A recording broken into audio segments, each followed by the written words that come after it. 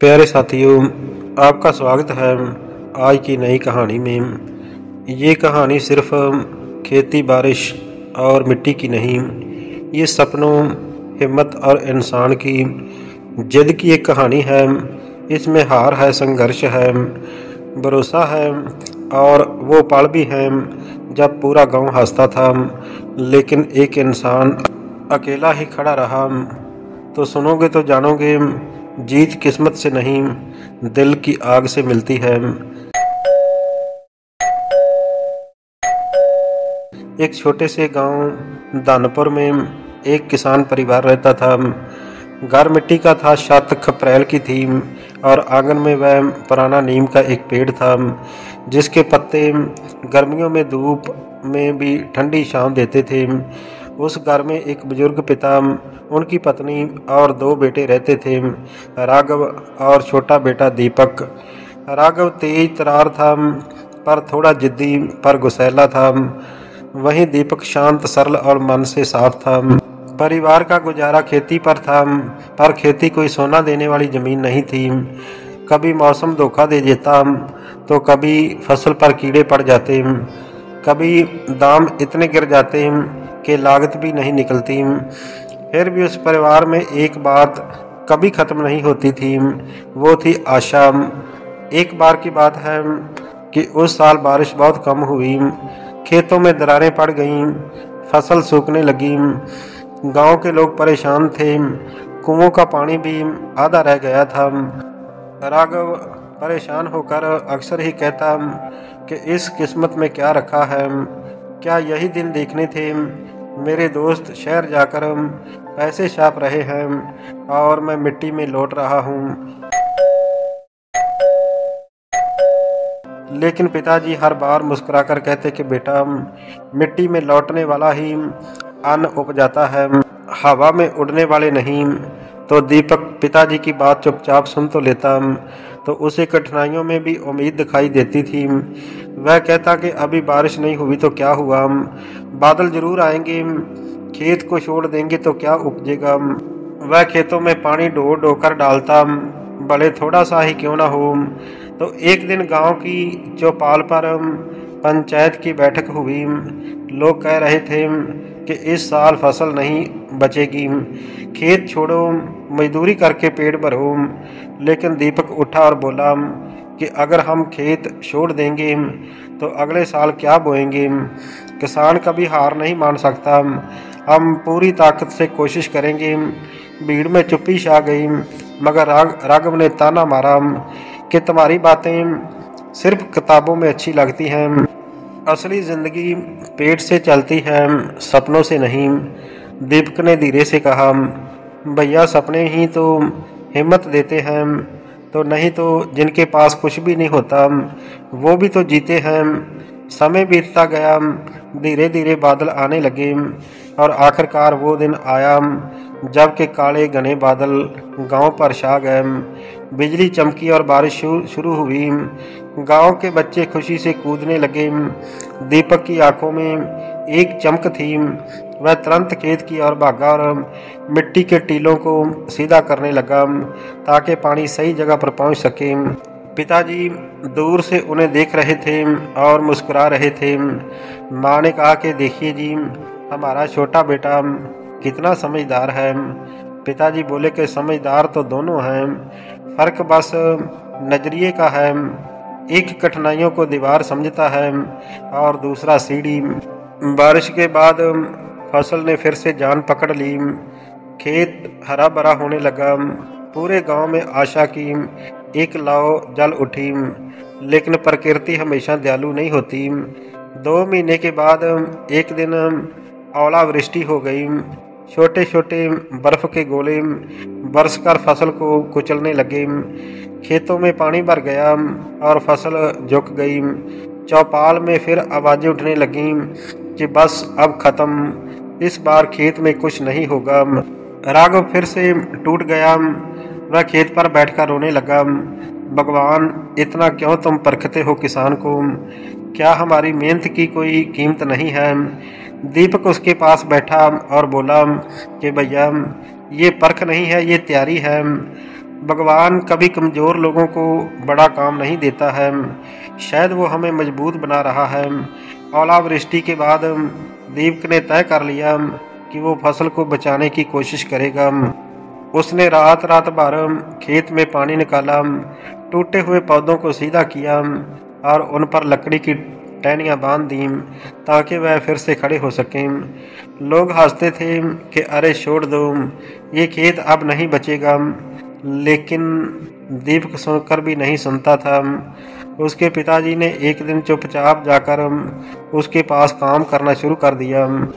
दोनों बाप बेटे की मेहनत को देखते देखते एक अजीब सा विश्वास गांव में फैलने लगा। कुछ लोग भी मदद करने लगे। धीरे धीरे खेत फिर से खड़ा होने लगा, पौधे हरे भरे हो गए। लोगों की हंसी अब सम्मान में बदलने लगी। फसल पकने लगी तो इस बार खेत में उम्मीद से ज़्यादा फसल हुई। गांव में सबसे अच्छी फसल दीपक के खेत में हुई। गांव वाले बोलते थे कि जो जिद्दी मेहनत होती है वो कभी खाली नहीं जाती। किसान मंडी में जब गेहूं बेचने गया तो दाम भी अच्छे थे। पैसे हाथ में आते ही राघव बोला कि अब शहर चलेंगे, कोई दुकान खोलेंगे, ये पैसा बड़ा काम करेगा। पर पिताजी बोले कि दुकान तो कभी भी खोली जा सकती है, पर ये खेत और ये ज़िंदगी, याद रखो किसानी सिर्फ एक पेशा नहीं, वह एक धैर्य का पाठ है। राघव चुप हो गया पर सोच में पड़ गया। कुछ समय के बाद गांव में एक सरकारी योजना आई जिसमें किसानों को आधुनिक खेती का प्रशिक्षण दिया जाने लगा। लोग हिचक रहे थे, लेकिन दीपक ने हिम्मत दिखाई और उसमें हिस्सा लिया। उसने ड्रिप सिंचाई, मिट्टी परीक्षण, जैविक खाद, मौसम पर आधारित बुआई जैसी तकनीकें सीख लीं। वहीं राघव को लगा कि ये सब समय की बर्बादी है। वह बोला कि हमारे दादा परदादा बिना इन सब के खेती करते रहे, हमें क्या ज़रूरत है। तो दीपक ने मुस्कुराकर कहा कि भैया, रास्ता वही सही होता है जो आगे लेकर जाए, पीछे नहीं। अगले साल दीपक ने सीखी हुई तकनीक को अपनाया और खेत में जैविक खाद डाली, पानी की बचत की और फसल की बुवाई समय के अनुसार की। तो इस बार मेहनत वैज्ञानिक सोच के साथ जुड़ी थी। कटाई के समय खेत की फसल इतनी घनी थी कि दूर से देखने पर लगता था कि मानो कि सोने की एक चादर बिछी हो। लोग देखने आते और कहते कि ये चमत्कार है। दीपक कहता कि चमत्कार नहीं साहब, ये विश्वास और मेहनत की औलाद है। धीरे धीरे दीपक पूरे गांव की प्रेरणा बन चुका था। लोग उससे सलाह लेने लगे। सरकारी अधिकारी आए और उसकी खेती को मॉडल फार्म घोषित कर दिया गया। अखबारों में खबरें छपीं, धनपुरा का दीपक आधुनिक कृषि का युग चेहरा है। अब राघव भी बदल गया था। उसकी सोच धीरे धीरे हकीकत और सीख से जुड़ रही थी। उसने दीपक से कहा कि अब से तुम मेरे भैया नहीं, तुम मेरे गुरु हो। दीपक हंसकर बोला कि किसान गुरु नहीं होता राघव, किसान बस सीखते रहते हैं। एक दिन गांव के स्कूल का एक बच्चा दीपक के पास आया और बोला कि भैया, मैं बड़ा होकर आपकी तरह ही एक किसान बनना चाहता हूँ। गांव वाले सुनकर पहले हंसे, क्योंकि आमतौर पर बच्चे कहते हैं कि मैं डॉक्टर बनूंगा, इंजीनियर बनूंगा, अधिकारी बनूंगा। पर दीपक ने बच्चे के सिर पर हाथ रखकर कहा कि किसी भी देश की रीढ़ की हड्डी एक किसान होता है। बेटा, रीढ़ कभी झुकती नहीं, लोग उसके सहारे खड़े होते हैं। उधर गांव में एक नई समस्या आन खड़ी हुई। एक उद्योग लगाने के लिए एक सरकारी टीम आई। वह जमीन के बदले पैसे दे रहे थे, जिससे कई लोग आकर्षित हो रहे थे।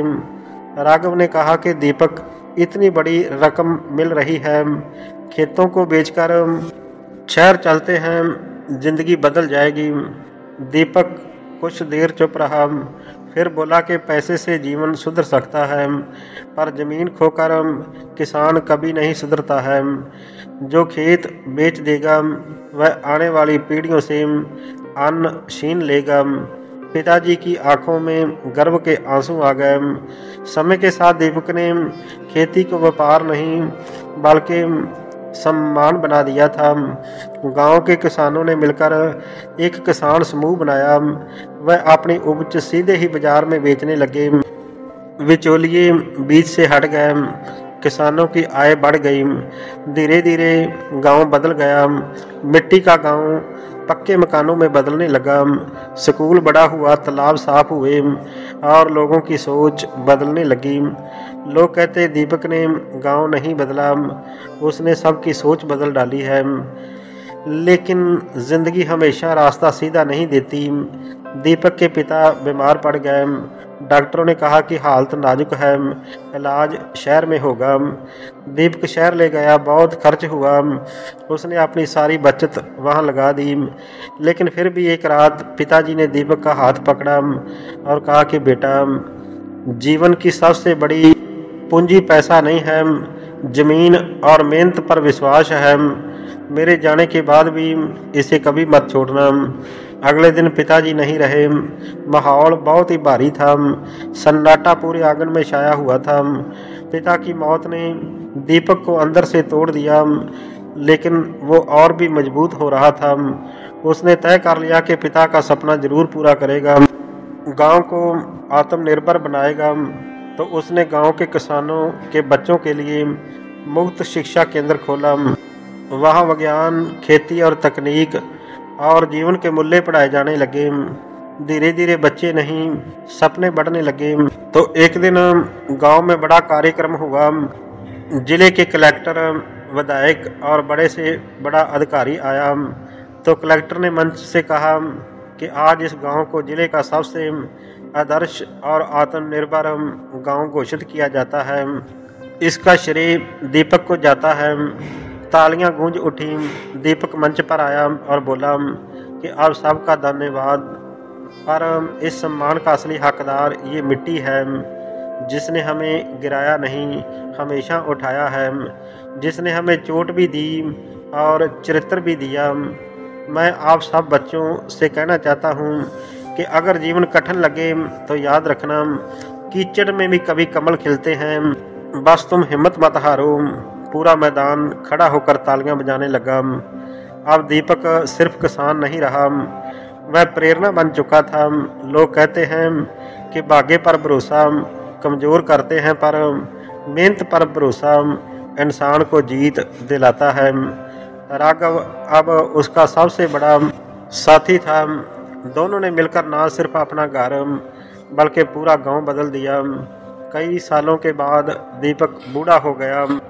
एक दिन वही बच्चा जो खेत में दीपक से बोला था कि मैं किसान बनूंगा, अब बड़ा होकर वह इंजीनियर की पढ़ाई कर चुका था और खेती में तकनीक ला रहा था। उसने दीपक से कहा कि आपने मुझे रास्ता दिखाया, अब मेरी बारी है। दीपक मुस्कुराया और बोला कि बेटा, इस बात को तुम याद रखना कि खेत सिर्फ ज़मीन नहीं है, ये एक इतिहास होता है जो कि जिंदा रखे वही असली देशभक्त होता है।